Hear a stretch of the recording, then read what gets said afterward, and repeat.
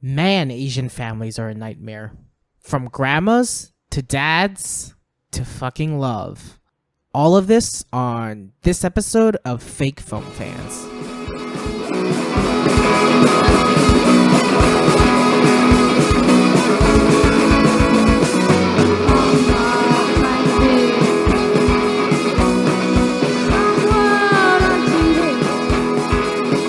Hey everybody, welcome to Fake Film Fans. I'm Swade Best, your professional ghost cuckold. Walter here. I'm a cell that is about to die, but are cells even alive? So I guess I'm not even dead, right? And me, I am Cheryl. I'm a professional mayonnaise wrestler, and I just woke up. Yeah, congratulations. Perfect. So this is actually the first time Swade is meeting Cheryl too, and Cheryl is one of the few friends that I met through my brother now that I've been in HK, and that's pretty special because I have almost no friends in Hong Kong. So yeah.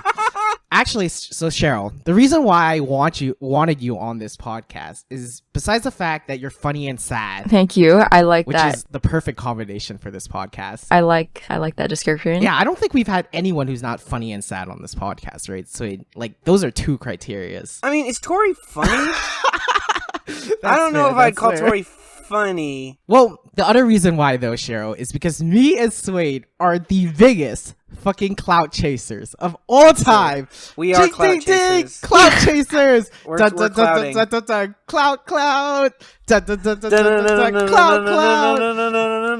I'm the Batman of clout chasing, and he's my boy Wonder Robin of clout chasing. And you're our Joker. I'm the Joker. You could be Calendar Man if you want. I didn't know Batman had a calendar man. Yeah, Calendar Man. He's his whole thing is he's like obsessed with dates and times. Are you serious? Is that a villain? Yeah, that's literally his whole deal. He's just like obsessed with dates and times, and he does like Damn. holiday themed crimes. He'll be like, "Oh, it's Valentine's Day. I'll steal all the hearts from the transplant place." That's so sad. That's so sad. It is sad. I kind of relate to that, I guess. I know, right? Do you live your life by the next holiday that's coming up? I love holidays. I think I put a lot of emphasis on anything that can be symbolic. So like holidays are really important to me, and like if something doesn't meet the standard of what I imagine the holiday to be, I get so personally offended. So shit, I am calendar. Okay, man. what holidays though?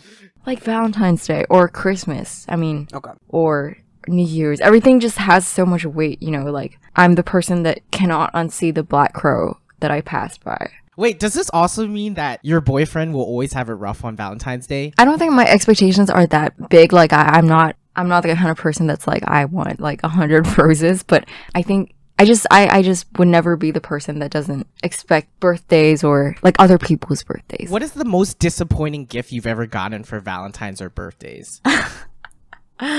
Well, there was a Valentine's Day in college.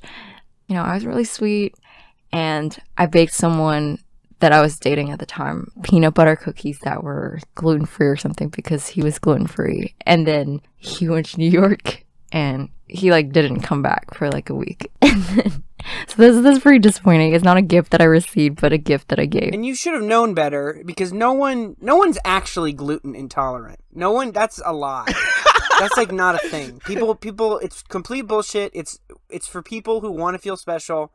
And more importantly, it's for people who want to make my life harder. Because when I'm grilling up, when I've got my grill dad stuff going on, I've got my pickled vegetables, got my meat, got the rice, everything's ready, and then someone's like, "Oh, I can't eat gluten, I can't eat rice." They're just there to fuck up my day. It's fucking bullshit. The funny thing about the story, one of Swade's really good friends, it has maggot worms in her body. So Ew, that's so gross. She doesn't have maggot worms. She had Lyme's disease, and it's caused. She's doing great now. She's got a fantastic photography business. But she is a giant picky piece of shit and claims to be gluten intolerant. And I think it's just maggots. She's a pain in the ass. It's the maggots. It's the maggots. I actually can't be too mean to her, though, because I want to bully her into letting me live in her upstairs of her house, because I'm tired of living in the upstairs of my parents' house. Well, let me move on to why we're big clout chasers for Cheryl, for any of the listeners who don't know. Because according to your Wikipedia page, Cheryl, one day you said, Frank Ocean? Who? I will mush that tiny musician into a dead ant. That's true. I am the music queen in all caps. Excuse me, my Wikipedia. So I have to ask, why do you hate Frank Ocean that much? Wait, I've never said I think I that. watched that interview. That's the one where you said when Frank Ocean finally dies, I'm going to spit on his grave. I'm going to spit on it every day until his grave is just covered in muddy spit. Okay, disclaimer to the audience, this is not true. This is all fake news. But I'll go along with it. No, I can't go along with it. I don't want to kill him. I love him. And I hope he's doing well, you know. Walter and I would love to have you on the podcast. I couldn't even name a song that you've made. And I'm on a first name basis with you, Frank. So, you know, you and me. Frankie Frank. That's true. Thank you, Frank. Gotta get him on the cast. Fake Frank fans. Here we go. My favorite song, Kiss Me Through the Phone. Can you do a R&B rendition of Can that you song? do a cappella? It goes, baby, baby, I see your lips through the end of my phone. I wanna kiss you, but I can't, cause it's just a song through the phone. Baby! Like that, right? Isn't that exactly how it goes 100%? Exactly. It sounds just like the record. I am Frank Ocean. You've actually never seen Frank Ocean before, but I am Frank Ocean. Wow, you look, you know, a little different from the photos I have stuck up on my wall. Yeah, a lot whiter, right? A lot whiter, a lot fatter. A little bit. So you mentioned holidays. Do you do any St. Patty's Day shenanigans? I do not. Are you like me who don't know anything about St. Patty's at all? I know the booze. I know the clover. That's pretty much it.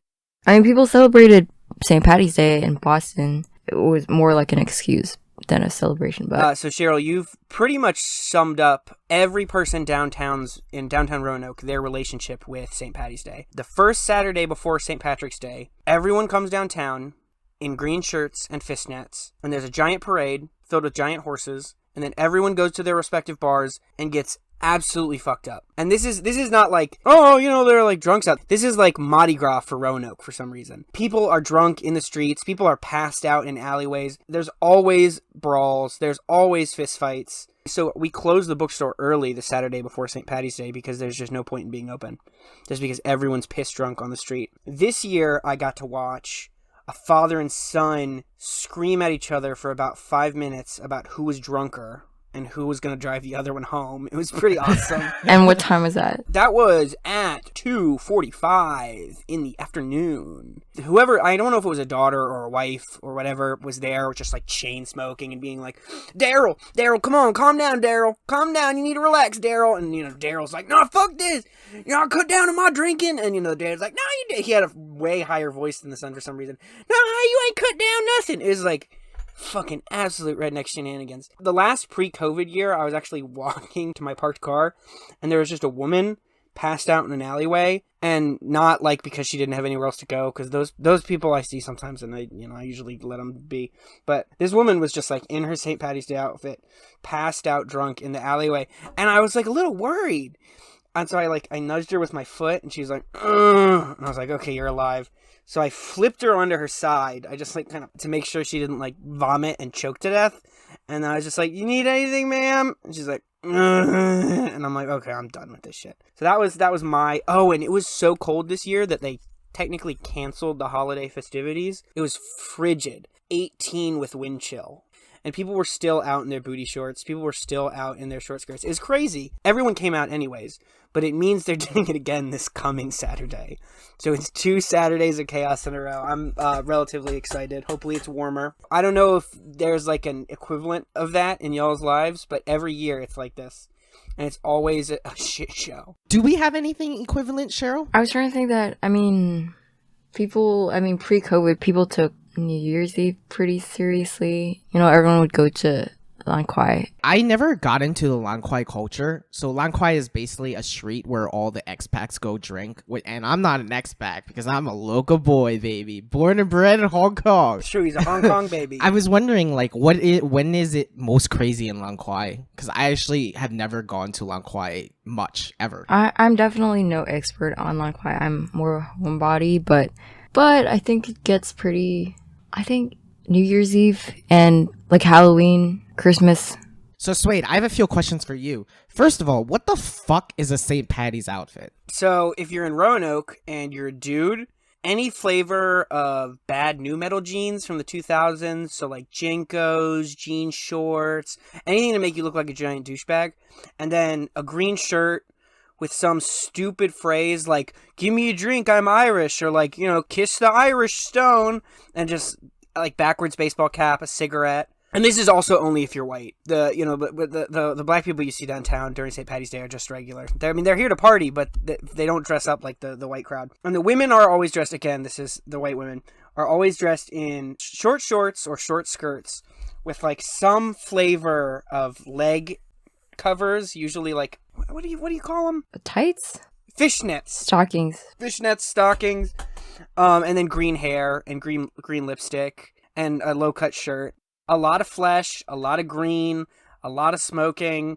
If you go into the bathrooms at the VAR, you'll always wind up with like finding a toilet that's full of green vomit because they dye the cheapest beer green for St. Patty's Gross. Day. I know, and it's like, we don't have a huge Irish population in Roanoke. Like, there's not like a group of Irish people who are like super hype. It's literally just like dumb, drunk rednecks. And I like Roanoke. I like the people here, but I don't know. The St. Patty's Day crowd is just like fucking terrible. Like the bartender had to like mace 4 dudes. The bartender next to our store had to like mace 4 dudes so that they didn't punch a server. You don't need to do that. That's fucking unnecessary. This is the first time St. Patty crowd people interact with surfers, so it's like, scary. Walter, not surfer, a server. Did you think I was talking about surfboards? Did you honestly right now answer my question? Did you think we were talking about surfboards? Yeah, I heard surfer. Walter does this. Have you interacted with Walter in the context of him not knowing words? Like, does that happen outside of he and I? This happens every time we talk. It's so funny, right? It's hilarious. Do you have a favorite? I just remember telling him the first time that he did this thing where he'll like nod and like, give you affirmation while you're talking, and then 10 minutes later you realize he has like a complete different interpretation of what you're saying. A lot of U-turns. We used to translate for Walter in class when we had classes together.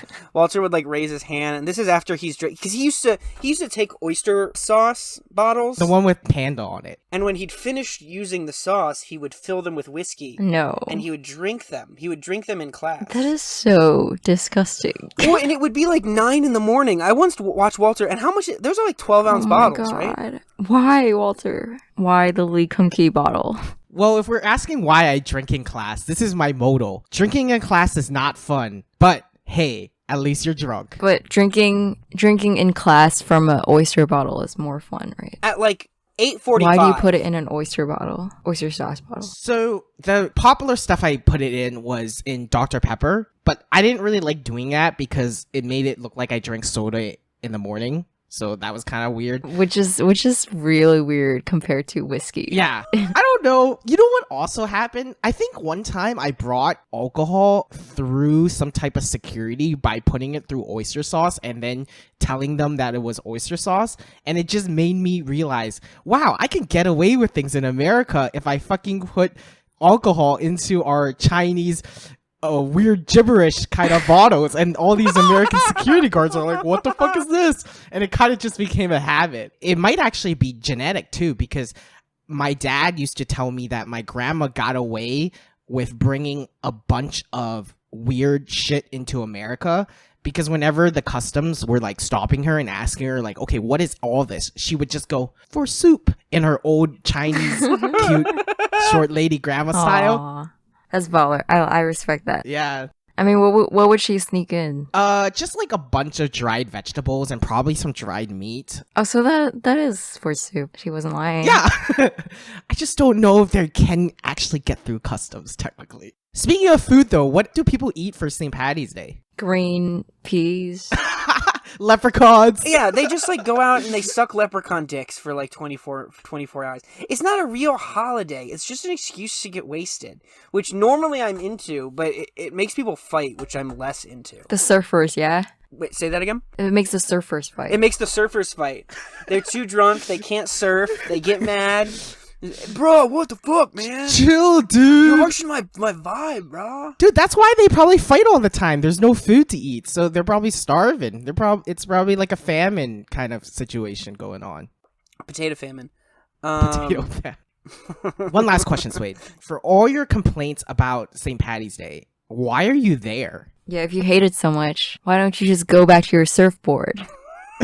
Well, I have to. First of all, my surfboard is parked past all the shenanigans, so I have to walk. I have to wade through the chaos to get to my surfboard. I'm also at work, but the main thing that frustrates me is that I can't be included. I'm jealous that I can't wander into this chaotic fray for a multitude of reasons. The main one being that I am an anxious inside child. And, you know, like, this year in particular, I can't, because it's fucking COVID, and we're all gonna die if we fucking drink beer with these unvaccinated rednecks. And some of it is also, I don't like seeing the, like, massive gap. All these people are, like, out having fun, and, like, meanwhile, the homeless people who are, like, standing, like, 15 feet away are, like, begging for change.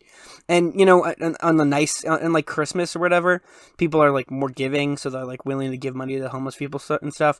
But St. Patty's Day is just a bunch of drunk assholes. So the homeless people just have to, like, watch while other people have fun. Cheryl, you said you like all holidays, but do you ever have times where like you hate a holiday because you're kind of jealous of everyone having fun? Because honestly, there's a high chance that everything that I hate, 80% of it is jealousy.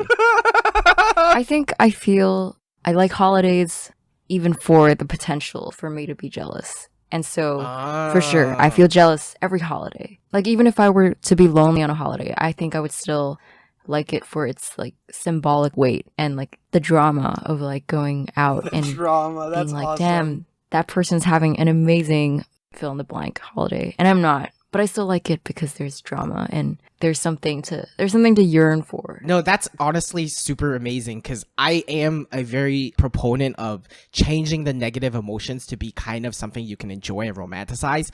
I haven't done that with jealousy a lot. This is a new open-ended book of my brain that I must open up. This is Jealous Walter 2022. Yes, that is my New Year's resolution. A little late, but To be more jealous. let us be more jealous and enjoy it. I'll be honest, Cheryl. I'm jealous that you're in Hong Kong near my lover Walter. I'm mad that I'm not you in this moment. It's okay. You're Frank Ocean. You know, you got the surfers. That's true. I have Frank Ocean's clout. I have the surfers. Count your blessings. Blessings. Clout, shout, Mountain Dew. Mountain Dew. The rhymes are back again, baby. The rhymes are back. The rhymes are back. When I can't think of anything funny to say, I just say rhyming words. Feel you. It's the new bit. Also do that sometimes. I think I just have one more question for you, Cheryl. Let's say Calendar Man rolls up. It's St. Patty's Day, and he says, "Oh, it's St. Patrick's Day, and your St. Patrick's Day leprechaun quiz, you must choose." And he has a big gun, and he points it at you, and then he says, "I will either shoot Frank Ocean or your boyfriend. Which will it be?" And you have to decide. Who would it be? I would choose Frank Ocean. I'm a good girl. You What can I say? What can I say? choose. Also, Frank Ocean is you, Swade. That's true. He's me. Yeah, so, would kill me. you know, after all this, after the past, you know, I actually decided to, have Calendar Man do that anyway. Yeah, it's like a service, right? You're doing a service to the planet by having my life ended. Yeah. I actually think you are right. I think that's the correct choice.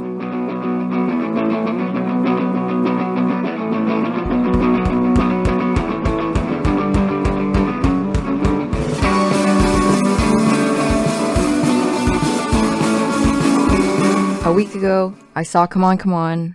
I mean, Joaquin Phoenix is in it. I saw people talking about how good the screenplay was. It's a black and white movie. It looked like some artsy, indie, Francis Ha type movie to me. So I was like, maybe I'll like it. Title sounded promising. Watched it. Was really disappointed. Looked at all the reviews. And didn't understand why everybody loved it so much. That being said, I don't want to hate on the movie. I'm not a critic, and I don't like people that only shit on movies and, don't talk about things that they like, so I'm not going to go there. But I was disappointed, and I still, to this day, don't really understand. I just think it's overrated. And there are things that I liked about the movie. I thought the acting was all phenomenal from every character, but I just thought the writing and the arc, not that every story has to have an arc, but it was just so flat, and it didn't take me anywhere. It didn't feel like it took the characters That's pretty anywhere good, either. Cheryl. I will have to say we have a rule about not being negative about movies on the podcast, so I am going to have to ask you to leave. But thank you for joining us. This was a really great time. You know what? Calendar Man's about to get you, so... It's true. Oh, God, he's behind me. Damn it, that was my bit. I was prepared to shit on Cheryl too for bringing negative energy. Okay. Technically, you know what? You can call a movie overrated. You can call a movie it didn't match your hype. You just can't say a movie is the 3-letter word that starts with a B. Well, because there are movies that are overhyped that I enjoyed. You know what I liked? I liked The Godfather. It's kind of overhyped. I don't think it's like a masterpiece movie, but I enjoyed it. It's fun. Mm-hmm. I'd still rather watch Hellraiser, but like it's a fun movie.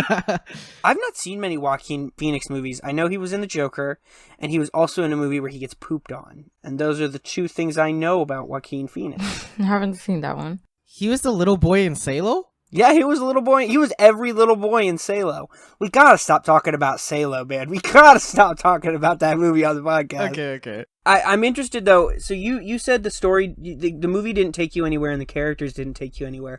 Was this like another plotless, pretentious film? Like, does it have a plot? Yeah, but the plot is like a one-liner. Like, yeah, I mean, it's about essentially Joaquin Phoenix is a radio journalist who's supposed to be from the write-up, from the synopsis that I read before the movie, he's supposed to be emotionally very guarded, and then he meets his nephew, which is his sister's son, and basically that's they usually open what a up. nephew is, right?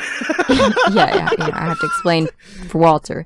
That's true. Yeah, Walter, did you know that? Did you know what a nephew was? I don't think I would ever use those words to describe a nephew. Anyway, they're supposed to have gone through an emotional transformation by the end of the film by spending time with each other and asking each other difficult questions. Essentially, he learns to see the world from the point of view of a child. And, you know, that synopsis sounded really promising to me because it sounds beautiful. I actually love movies. I love movies and books that are from the perspective of a child. One of my favorite books, it's called Extremely Loud and Incredibly Close. Half of it is written from the perspective of a child and it's super heartbreaking and it's just beautiful. But I just thought, come on, was kind of a letdown because, I don't know, I want to hear what Walter thinks of the movie. I know Walter saw it, so I'd like to talk about it with him. Actually, let's do an applause first. For the great company, distribution company, and production company of A24. Congratulations, you made it to our podcast. Was this an job, A24? great job. Yeah, it's an A24 film. I have seen one of their movies. Didn't they make that movie about the alchemist, the guy out in the woods who turns into a monster? No, that's Oscilloscope. You're talking about Alchemist Cookbook. Wait, no. What are some other A24 movies? Moonlight? Okay, I've seen that one. There's not enough wizards in that one for me. Weren't all the Ari Aster films A24? Oh yeah, Midsommar and Hereditary. That's true. Okay, those kind of have wizards in them. That's true, they do. Yeah, that's cool. I like wizards. The Lighthouse was A24. Now that looked good. It has Robert Pattinson in it, right? And also Willem Dafoe? Yeah. Mid-90s was A24.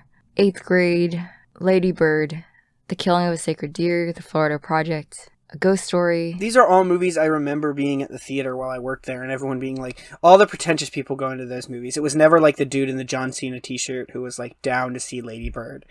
He was like, yeah, I'm ready for Transformers Rise of the Fallen. And then like the dude would come in like and he'd like be wearing like a pea coat. He'd be like, I'm here to see Lady Bird. So even you who haven't like seen a lot of A24 films, you have your own stereotype of what A24 movies are. Yeah. So I would say this film doesn't stray too far away from that stereotype. In fact, I would also add, I think this film is like a mumblecore movie that was made by A24.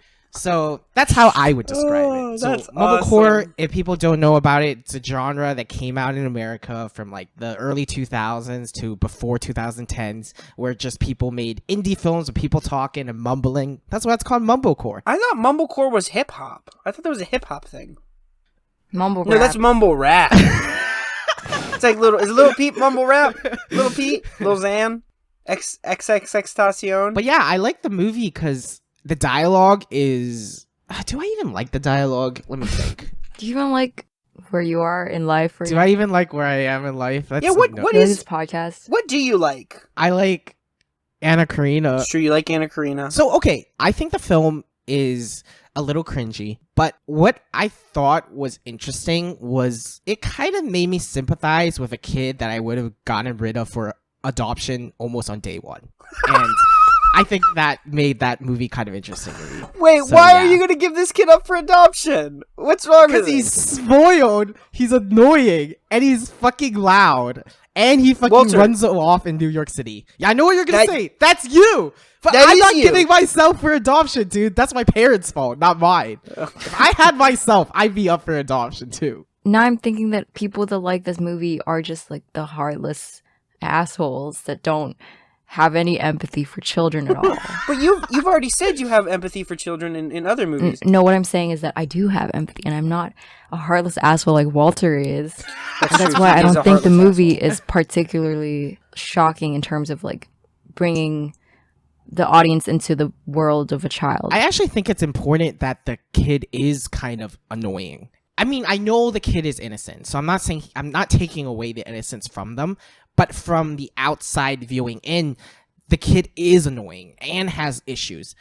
But the film still wants you to sympathize with that type of yelling and the kid being upset. Yeah, I get that. I also think what's interesting is I want to talk to more people that were born and raised in Asia and see that film, because I think parenting in Asia and in the West is super different.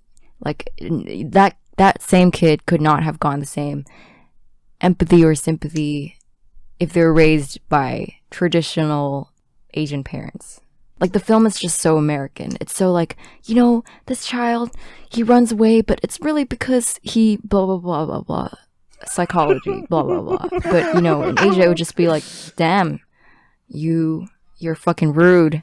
I like blah, blah, blah, because that's what the kid says all the time, too. Yeah, true. I mean, that's a fair point. Okay, here's like a bit of what happens in the movie, too. They interview like a bunch of kids to ask them, like, what do they think of the future of the world, humanity. They never use the word America. And a lot of their answers are like, I'm hoping good stuff for humans and all this stuff. But that's like why I think the tension between innocence and a spoiled brat, and none of the kids are spoiled, but I think that tension is real in that movie, because these kids, even though their answer are very innocent by saying, and I want the best for humanity, that's an incredibly American-centric understanding of your future. Because, I don't know, like, do you think, like, Asian kids would ever think about humanity? Right from the beginning where you're born as an Asian, you're always aware that America is not you, or the West is not you. So you can never make these grandeur claims of world peace. Yeah, I think so. Although I don't know if it's a generational thing, or, I don't know what kids in Hong Kong in 2022 think. Because of the internet, I think we have more access to these grander like potentials. That's the whole thing about the American dream, right? Like, it's baked into the landscape of the United States of America. This idea that there is an American dream, right? It's all about progression. It's all about reaching a goal. And the ugly truth about living in America is that it's a fallacy. The dream is there to act as a yoke upon you. If you can, like, learn to accept that you're not going to have the trophy wife and the 2.5 kids and the house with the garage, and you're like, no, life is like way more complicated than that, and it's never going to be Leave It to Beaver. You're like better off, but the system does not, the American system does not want you to reach that. The American system wants you to continue to strive for something that's unreachable, and that's like, that's been in the media of good literature from the United States of America since its genesis, right? I mean, that's the premise of Home to Harlem.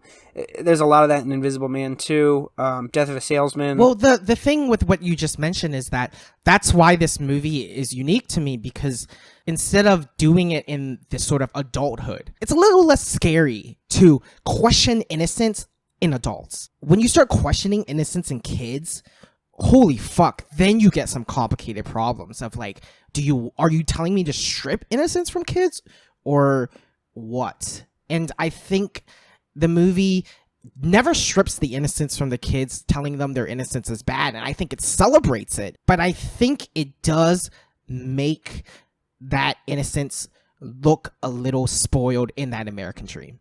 And I think that was something I thought a lot about after the movie, about how to deal with kids when they're part of the fucking system. Like, you can't say they're responsible, but well, they may be one they're day. part of it still. Yeah, but they may be and one day. they may become part of it.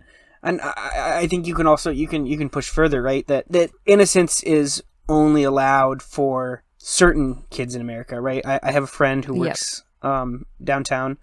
And there's a group of kids who come into her store who steal a good bit. And, she doesn't care all that much, except for she'll get fired if she if she doesn't tell them to leave. And all these kids are like 11 to 14, and they're all black. And, you know, she's black too. And she levels with these kids, right? She's like, you can't keep stealing in this store, not only because I'm going to get fired, but because if you do this, someone will kill you, most likely a police officer. And so these kids don't get their innocence for that context. Like, I was raised to distrust cops, but I didn't understand why. I was never afraid around a cop, right? But there are plenty of kids in America who, from birth, are like, oh, fuck, you know. They don't get that innocence, right? There's a specific group of people who are allowed access. I guess the only thing I didn't like about it was, like, every time it went back to the mom, all her lines were the same. All her lines were like, yeah, you know, that's what having a kid is like. And then 30 minutes later, it's the same thing. Like, the kid runs away or does something innocent but irresponsible reasonably from a kid. And then it goes back to the mom and she's like, yeah, it's just so tough. Which is not to dismiss that it is tough. I'm sure it is. But I just felt like the script was repetitive. And that's what I mean by I found the movie kind of flat. It's boring, right? To hear like, oh, it's hard being a parent. Because, like, yeah, we all know. We've all seen the dinosaurs with the baby. You know, do you ever see the dinosaurs, Cheryl? I have not. Oh, my God. You got to watch this fucking show. It's this puppet show with these dinosaurs who are, like, living during dinosaur times, but they have, like, jobs and wear shirts. And there's this, like, little pink baby dinosaur. And he doesn't call the dad. He just calls the dad not the mama. And he'll sneak up behind the dad with a frying pan and be like, not the mama, and hit him with the frying pan. Yeah, no one wants to hear people complain about how hard it is to be a parent, because we all know. We all either are parents or have parents, or both. And it's like, we get it. I mean, I definitely don't know, because I've never been there, and neither have either of you. But my problem isn't that she said that, or that the movie was about that. Like, my problem isn't that it was about parenthood. Blah. My problem was only that the script was just repetitive, is all. I don't want to like shit on parenthood or like movies that try to portray that, because I think it's great. I think the looping and the stagnancy of it, there is a bit that parenting, you never learn it. Like, it never gets better. I don't know if I can make a statement like that. Well, I mean, that gets back to this fallacy of the American dream, right? Like, you know, the idea that you're going to have this ideal, perfect relationship with anyone is a fallacy. No, there's no perfect relationship. It requires upkeep. It requires practice, right? Whether it be a friendship or, you know, a romantic relationship or a parent and child. I mean, I still, like, you know, I live with my folks and my little brother, and, like, we're still negotiating sort of like the way we live together, you know? Yeah. Yeah. And I think the closer you come to accepting that, the easier it is to, like, make it through cohabitation. I struggle with it sometimes. I mean, we had issues with this living together. Well, we had a few run-ins. Of course. Tell me about it. I want to hear this. You want to hear the run-ins? I mean, none of them are. They're all. I have a good story. Okay. All right. So I'm a very passive-aggressive person. Yeah. I like to not confront people and kind of just frown and sulk and not really talk to you for a while. Swade is a very confrontational person. I do hitting. Yeah, Swade likes to hit and ask you, like, what the fuck is wrong with you? And hit you and then try to make you laugh, so then it's, like, not a big deal anymore. It's like, are you smiling? Are you still upset, baby boy? You're laughing. Yeah. That means you're not sad anymore, right? So that's what Swade likes to do. There's this one time Swade tried to use passive-aggressiveness back at me because he was sick and tired of being the confrontational person, because it takes a lot of energy. Something about my writing, too, which had made me really angry. It was something, like, very rude and uncalled for about something I cared about. I was very angry. Gotcha. So I just have never made Swade angry enough. But he decided to play the passive-aggressive card. We lived in the same room, so Swade would get up in the morning, immediately go outside in the living room, and, like, just avoid me. And I would stay in the bed and avoid him, because I was passive-aggressive, too. And 3 days later, Swade came back in and was like, Walter, I can't do this anymore. I'm not good at the passive-aggressive thing. And dude, it was not 3 days. It was, like, 12 hours. Okay. It was like 12 hours of me being passive aggressive and then being like, oh my God, I hate this. I remember coming in and slamming your computer shut too. I remember like being so frustrated, like, fuck this. Just like closing your computer. It was very cute. It made me feel extra bad about being that passive aggressive too. But I didn't show it because I'm too masculine for that. Well, and then on the other hand, when we started living together, like all three of us, you, me, and Tori, I grew up like in a physical household with like in physical with my friends, and like there was a lot of roughhousing, and I would get annoyed at you guys, and so I would pick you up and I would shake you. I thought it was really fun, and after like 4 days of this, you guys were like, we have to talk about this. We have to have a meeting. You can't keep doing it. And I'm like, what do you mean? It's just fun guys. We're just razzing each other. And they're like, no, Swade, you're hurting us. I'm like, no, come on, it's fine. There are some things that even though we like approached each other about boundaries, we never stopped. For example, Tori, the person who else lived with us, we would like to move his stuff on his desk because every single time something got moved, he would notice. Like he literally had the fucking Pictionary memory of the fucking desk that he has of all his little objects. Yeah, you could fuck with him like that. Yeah, you could like move his, I don't know, hourglass upside down, and he would like have to move the hourglass back. Yeah, it was pretty good. And one time he was like, "You guys have to stop doing this. It really bugs me." We never stopped. Yeah, no, we never stopped. Poor Tori. He really did. We really did do a number on him because Walter and I were still drinking a lot at the time. There was a lot of chaos. I remember once I threw a microwave waffle on the ceiling and got a stick up there, and Tori blew a gasket. He was so angry. And we never did get the waffle stain off the ceiling. That's probably the angriest I ever saw Tori, was when I threw the waffle on the ceiling.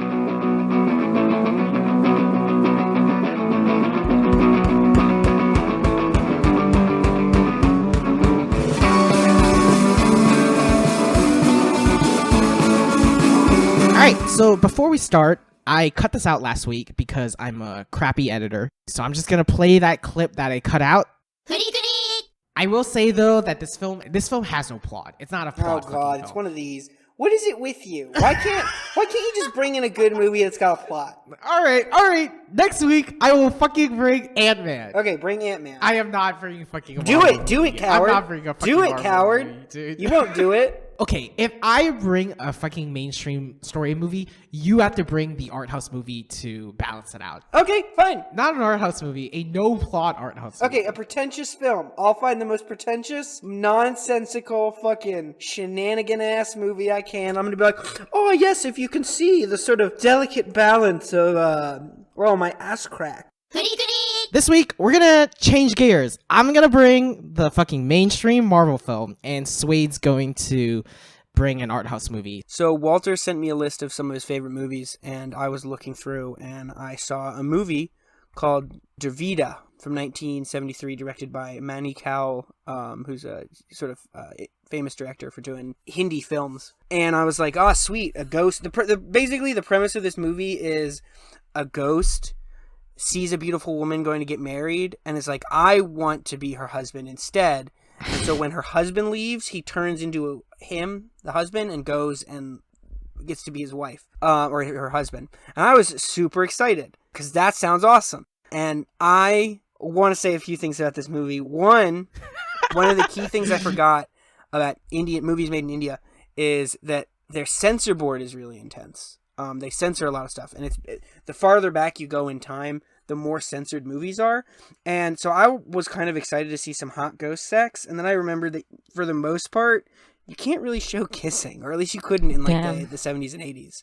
So there's almost no physical intimacy in this movie, despite it being about ghost romance, which is because of the censors. Are you talking out of your ass? For sure. I mean, no, I'm not. Like, do you know this movie did not have tender stuff? Did not have physical intimacy solely because of the censor. Not solely, but I know a lot of movies didn't.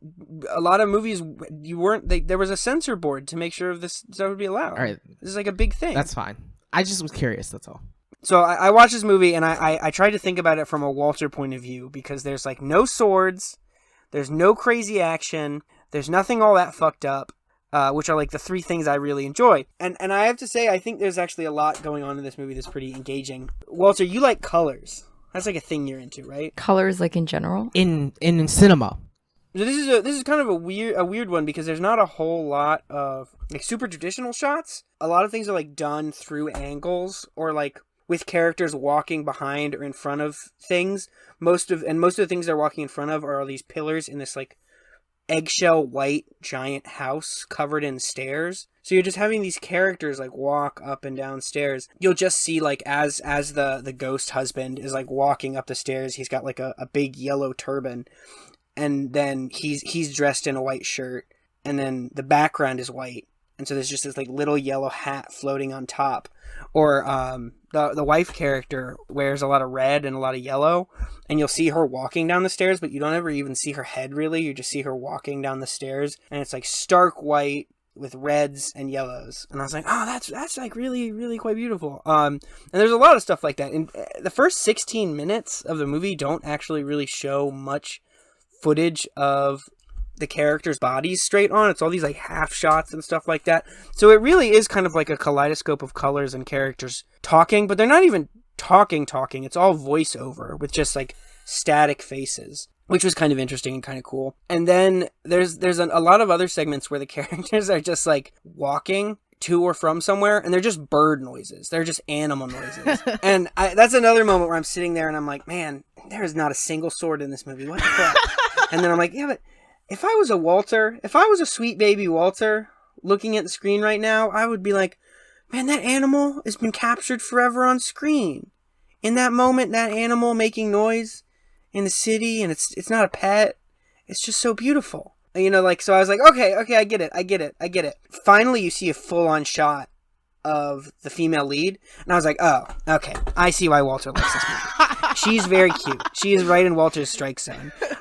And I realized something about your taste, Walter. You like movies where not a lot happens, and the women who get shown on screen are very pretty. That is fair. I do love movies like that, for sure. Anna Karina. Anna Karina's a good example. So, well, why is this your favorite movie? Is it literally just because she's pretty and the movie's pretty? Or is there, like, weirder stuff going on? Because there is weird stuff going on. The ghost is hilarious, sort of.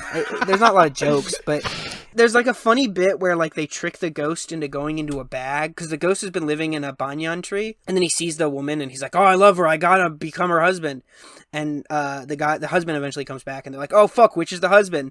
And so this, like, wise shepherd does all these like fake tests to see who the husband is, and at the end he's like, whoever is the real husband needs to go inside this bag, and the ghost is like, I got it, and then they're like, yeah, because you're a ghost that you can go in this bag. So they just throw the ghost down a well in a bag. They just throw the bag down a well as ghost punishment, and the whole way the ghost is like, no, I'll help you, shepherd, don't throw me down the well. And also, you know, this is the other thing that's crazy, the fucking ghost impregnates the woman. Like, she has a legit-ass kid. Fuck. Even though he's a ghost. Is a kid half ghost? I don't know. He does not seem like a Danny Phantom. He does not. He seems like a flesh and blood ghost boy. So you just, I mean, I guess I have to assume ghost jizz is a thing that, like, works and functions. I don't know. The reason why I was curious about what you said about the censorship stuff, about no kissing and all that stuff, is because I actually feel like that was part of the stylistic choice of the movie. This film is a romance story. And the ghost does nothing wrong and still gets fucked for it, right? In the end. It is interesting that the ghost did nothing wrong, because you'd think that the ghost is going to act like an asshole, but when he shows up after, so he tricks the husband's parents into thinking that he's not a ghost. And then when he shows up to the wife, I was expecting the ghost to be like, yeah, I'm the husband. And then he's like, nah, I'm the ghost. Sorry. I like really think you're really cute and I love you and want to spend time with you, but I am the ghost, not your husband. And then the lady says, you know, she says this later, like, I didn't have any power to keep my husband from leaving because he goes off to make a fortune for 5 years.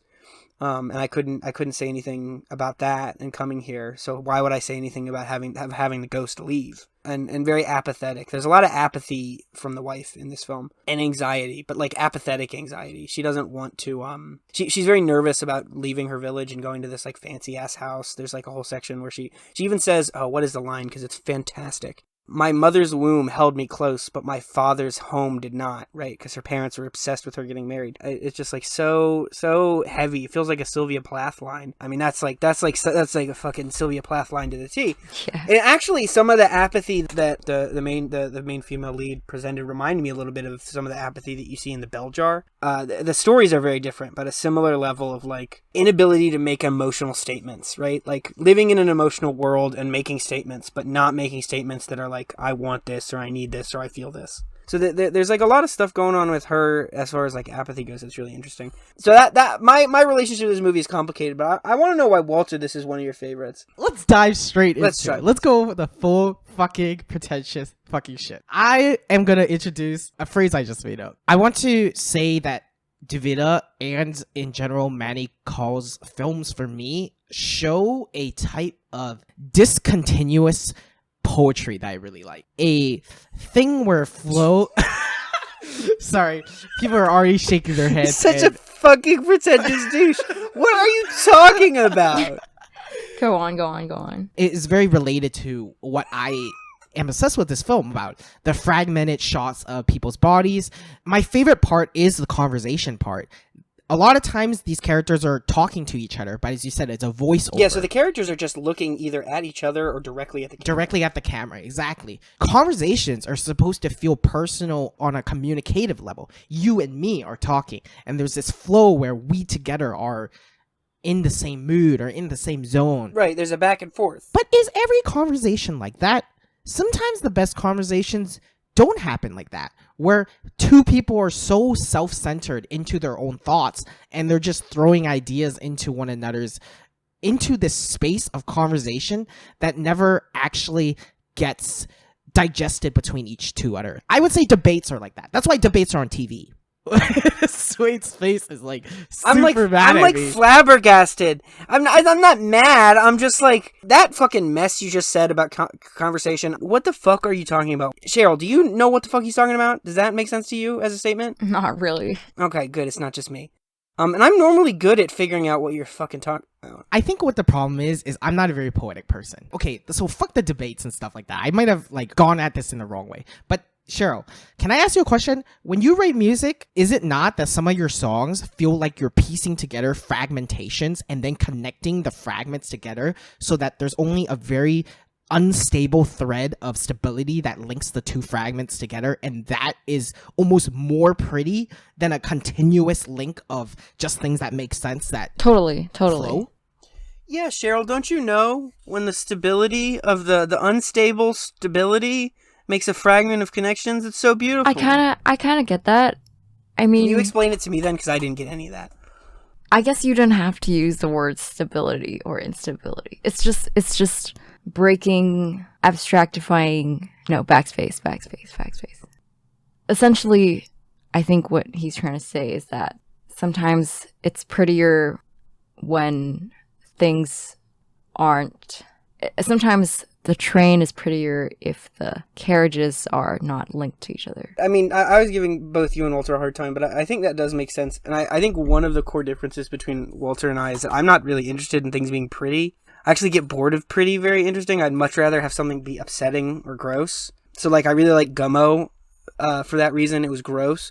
It's disconnected both narratively rather than being disconnected filmically and via the dialogue, right? It's a different movie from Duvidha. But this idea of showing things outside of their context, outside of their connected context, and just giving them like their own space is like curating an image. Do you think that's an accurate description of what you're talking about? The idea of curating an image for you to look at within a larger, or a sound if we're doing music. It's kind of like in a photo series, a juxtaposition of two images is more interesting because there's more room for interpretation and for the reader to assume parallels instead of being like, this is a metaphor for blah blah. I do think one of my sticking points of this movie is how pretty everything is. It's like boring to me. It's just like one of my favorite parts is when the shepherd is like, whoever's the real husband has to let me put this giant sharp blade end of my shepherd's crook into your mouth. And the first husband, the real husband, is like, no, that's disgusting. And the ghost husband is like, I'll do it. And he just like licks this like rusty metal hook. And I was like, yeah, okay, cool. We're finally getting some cool shit. Or there are these sections where the family's rich and they're giving out these food to these dudes, and the food just look like bricks almost, like these little chunky blocks of food. And there are like flies all over the food that the guy keeps like brushing away to give out these chunks to people. And I was like, cool, flies, weird miscellaneous food. So I think some of my things I didn't love about this movie was just the visuals aren't quite my aesthetic, right? So if we're talking about what makes this movie so important to me is I'm obsessed with the complexity of the main woman and her relationship with love in this movie. Her relationship is very weird, right? See, I don't know why you think she was happy in any of this. I think it was apathy. I think that's the point. Yeah, that's the point, though. I think that makes it complicated. I don't know if that's all that complicated of a statement, talking about how the fucking patriarchy's fucked up, but the idea that like it's hard to be a woman when marriage is transactional did not surprise me. I was like, okay, yeah, I got this. This is not news to me. And her apathy reminds me of like a lot of different pieces of media that I've interacted with. I was not surprised by the apathy. I liked it. I think it is one of the more interesting elements, but I don't know if I'd call her complicated. I don't think I'd call any of the characters very complicated. I think to just be like, okay, this is a social justice film. I don't know if I'd call it a social justice film either. I'm just saying I don't. Don't you fucking put words in my mouth. I'll fucking kick your ass. He'll lift you up. Just reducing it to the patriarchy is reductive. No, and that's true. That's true. Well, is it true? I don't know. Because I don't think the film is like, okay. No, go for it. Go for it. Fucking fight me on this. What's the point of making this film so romantic and so tender in a stylistic way if you're just trying to fucking say, oh, it's the patriarchy? Like, I think that's a weird thing to choose to do. That's fair, because there are some really tender moments with her and the ghost. And there's also some tender moments with the kid. I think for me, part of why it felt like kind of maybe a little one-dimensional is some of the dialogue. Because there's so little dialogue, it all has so much weight. Very rarely is the dialogue not within context of a relationship, and a male-female relationship. So it's hard for me not to start drawing parallels, right? But again, for me, there's some nuance that is missed because of sort of how sort of like pretty and beautiful the visuals are. I get bored, so I don't notice the things that you pick up on it. But yeah, I don't know. Cheryl, you want to join in as the tokenized person of color woman in this? Do you ever feel like movies that come out from Asia get reduced when it comes to patriarchy? I think this is a tough one because I haven't listened to a lot of discussions of Asian films by American podcasters. Like I haven't really had these discussions, but I'm sure it does, because I know for a fact that it happens in music. Like, if you're an Asian artist trying to make it in the West, often your music is reduced to, like, there's just a way smaller range of, you're just always reduced because you're tokenized. You know, I see it in music all the time.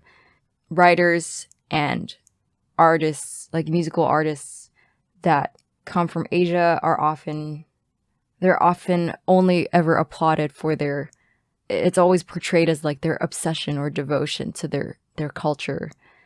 But white artists can talk about anything. When you look at literature written by either Asian Americans or Asian people that's translated into English, a lot of it is exactly what you're talking about, is about like the Asian identity trying to survive in the West. Yeah. Interior Chinatown is one of those. With the exception of people who write genre, even the people who write genre stuff, right? Cien Liu's Three Body Problem, a lot people instantly went to connecting the sci-fi space opera epic to Maoist China, right? Like that's like a lot of the discourse is right there. Is like about like this is an allegory for Mao, instead of it just being like a sweet space story. Yeah, like we're not afforded the time or space to just talk about mundane things in life because we're not seen as the norm or someone that's relatable. You're right. Cheryl convinced me that you're right. I'm taking the L on this one. I'm the loser and you're the bruiser. Bruise my skin. I'm gonna drag you in a bag like that ghost and throw you in a well. Yeah, throw me down a well. Throw me down a fucking well. Do you think that's where Sadako came from, the ring girl? Do you think she's the same ghost? She crawls out the well? Yeah, probably.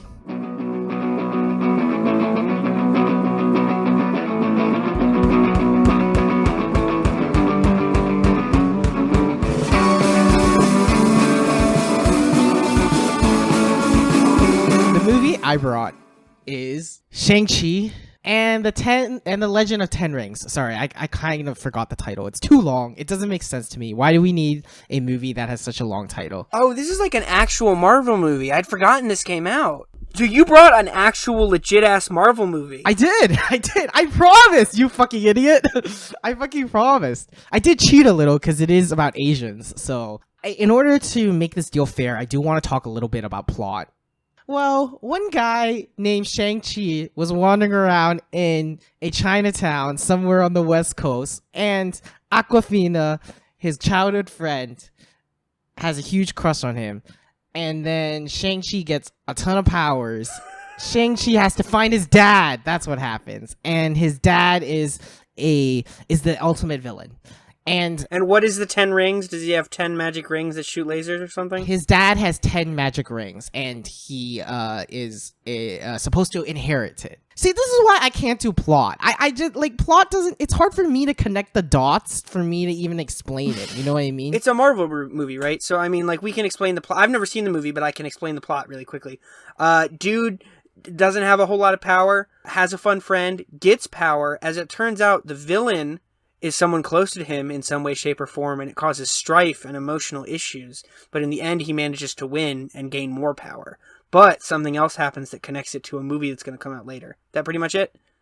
Yes. Okay, perfect. That's interesting because it is nice that we have movies that do the same thing over and over again. Yeah, I'm acting like an asshole.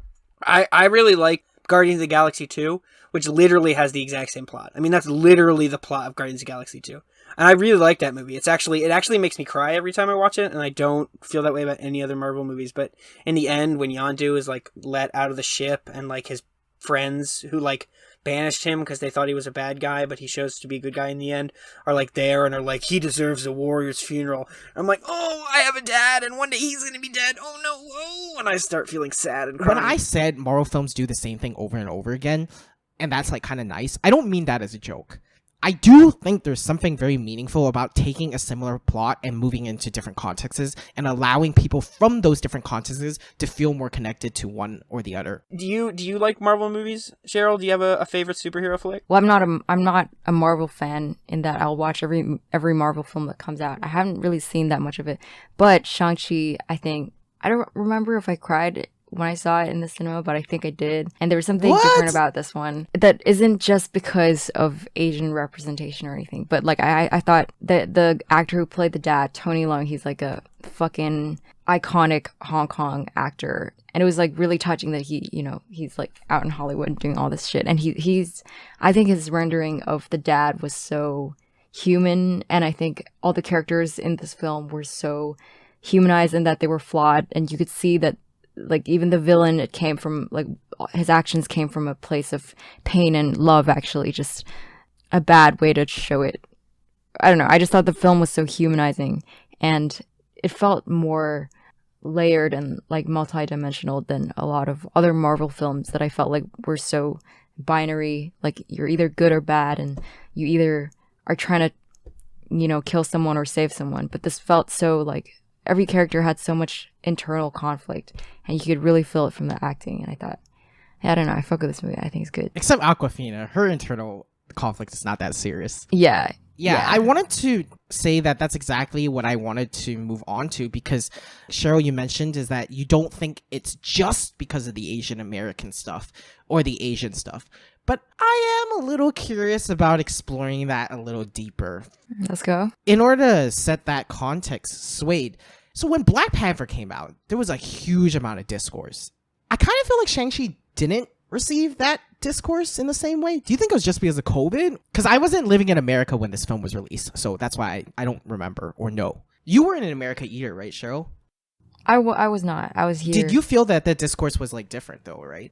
I did feel that from the internet. I think the discourse is different. Also, I think the main actor, who was in Kim's Convenience and whose name is currently eluding me, said something. Oh, Simu. I mean, he was also working with, like, Mark Wahlberg, and I think he previously, like, shat on him. So there was some, but I think that was after Shang-Chi came out. The actor Shang-Chi has a bit of controversy, you guys. Yeah, and I can't remember what it was. I was a little surprised Asian Americans weren't able to jump on board on this film and bring out a type of interesting Asian narrative out of it. Because, I don't know, the character Tony Leung plays, yes, my dad has never gone and tried to kill a whole society by unleashing an evil demon just to save my mom.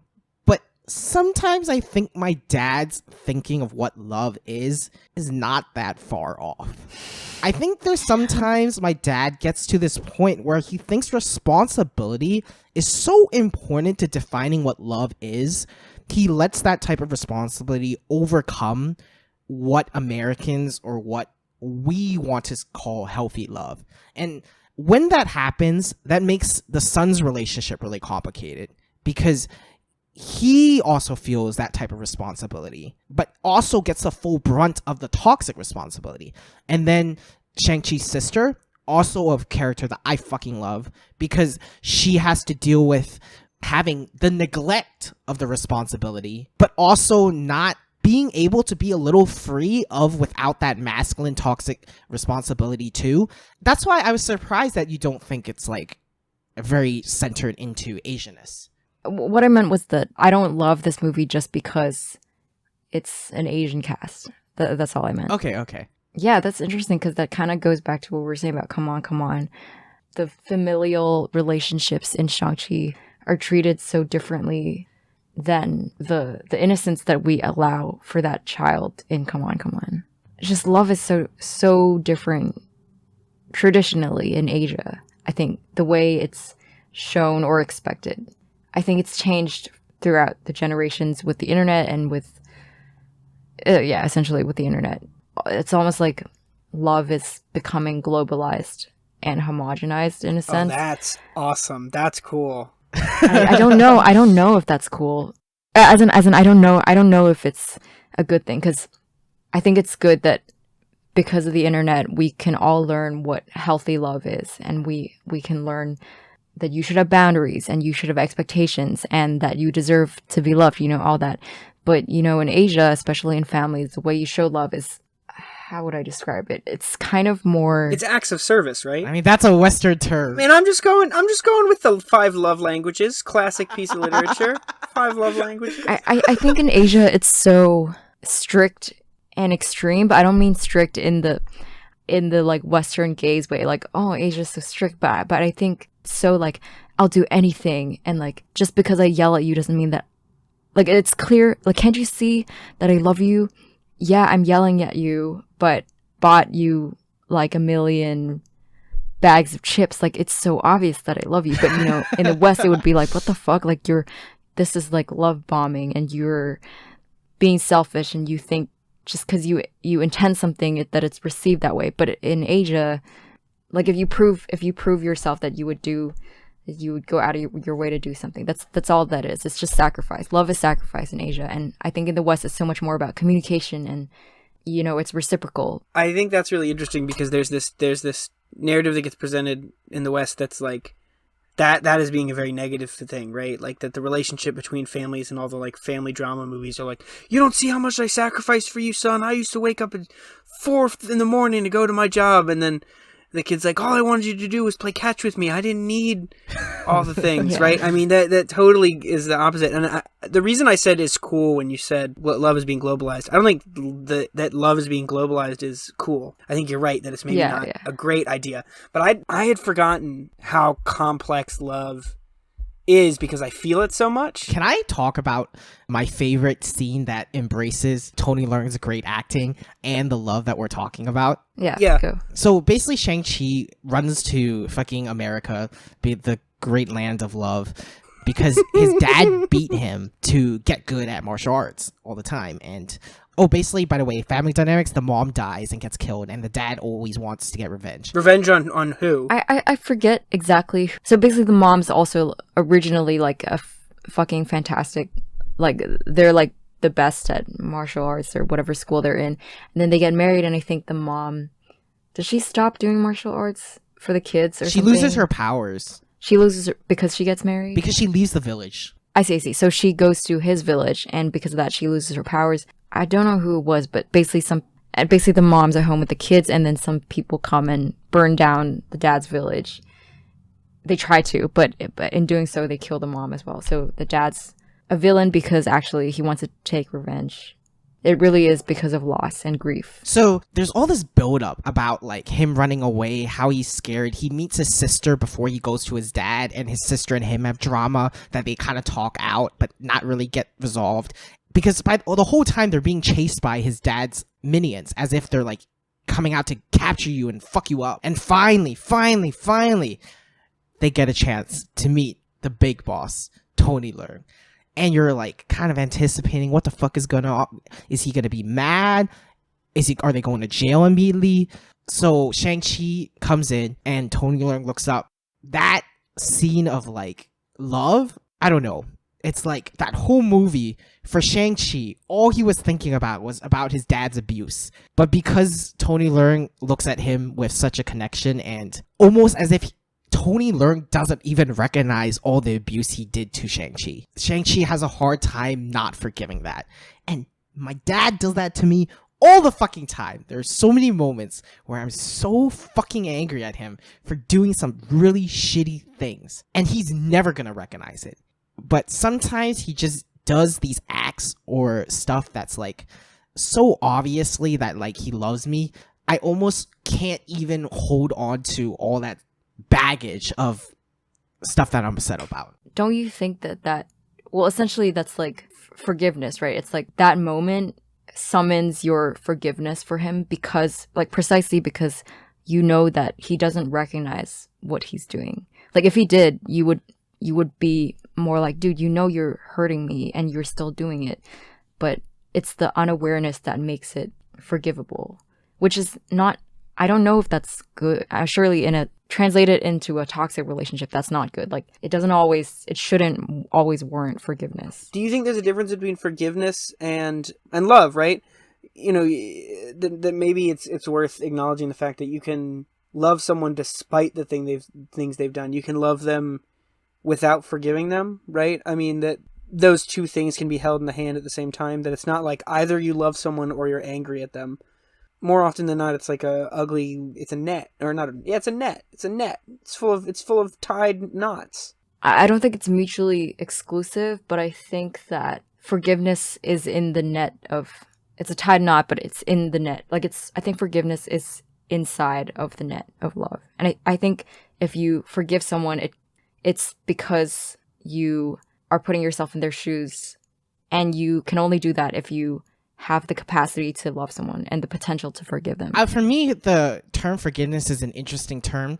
One, forgiveness feels a little too long. You forgive someone and it's like done. You did it. Yeah, it's a permanent. Yeah, it feels very permanent and grand. And number two, I actually think the act of forgiveness is very active. So like, I forgive you.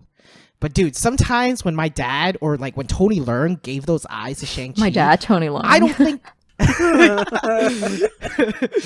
So when Tony Leung gave those eyes to Shang-Chi, I don't think Shang-Chi had any control over forgiving his dad.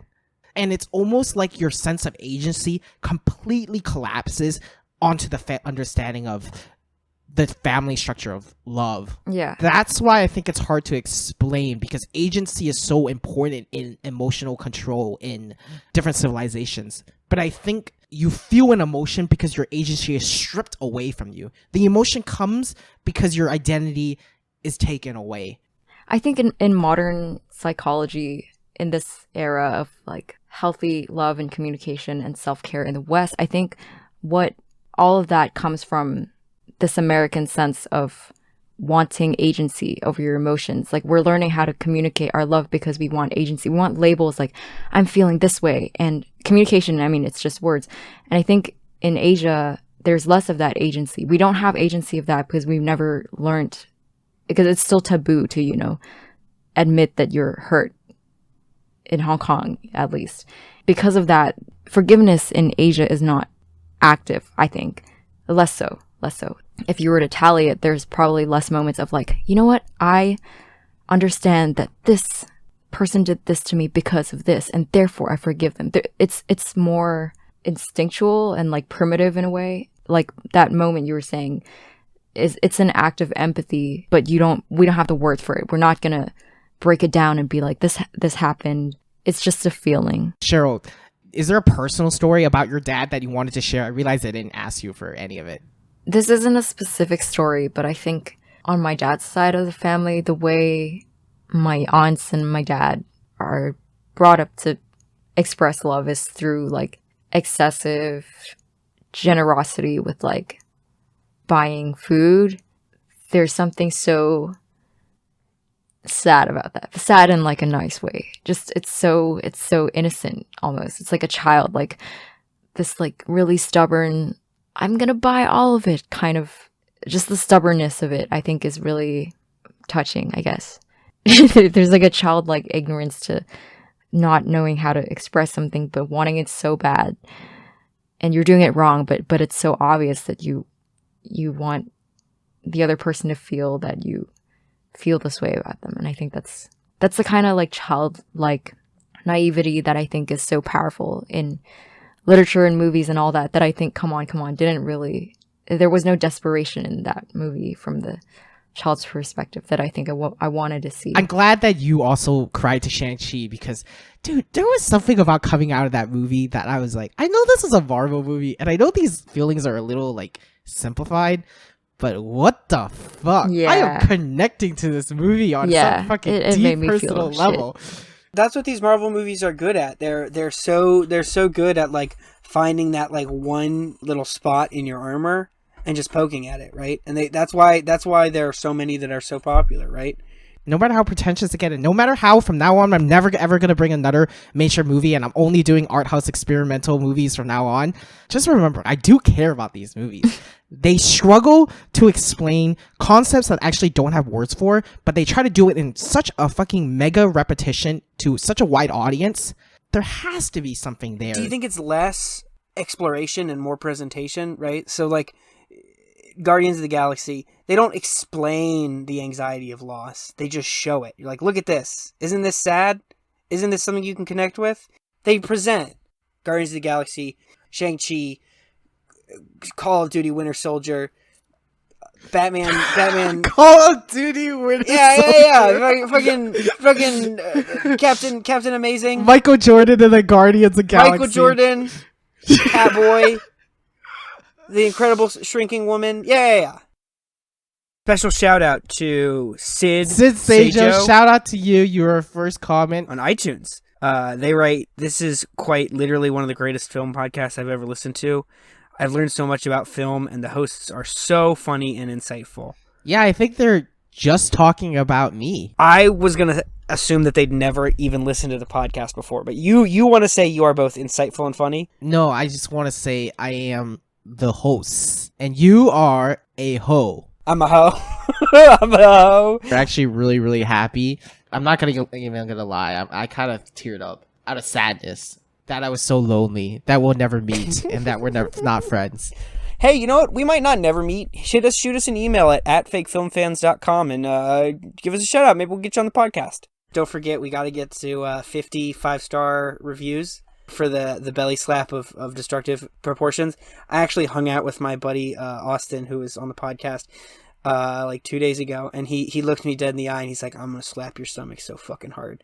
And I was like, "Oh no," because Slau's a big dude. He's like at least 6'2" with like big meaty Irish hands. And you know, I was thinking about Celine slapping me. That's nothing. Like, she's got tiny, dainty little painter hands. But I want a name for this sub goal. Do you think slappa belly turn him is a good name? No, that's the worst thing I've ever heard. Fucking, I want to come to and slap. You are so good at making names. Go ahead. I mean, I was gonna say 50-star slapathon, or no, wait, 55-star slapathon because the amount of stars would be 55, right? So we're doing this. It's a 55-star slapathon. Cheryl, you were talking about that food thing. Do you want to shout out that fucking article you wrote about your dad buying you food? Or which one? Is that too vulnerable?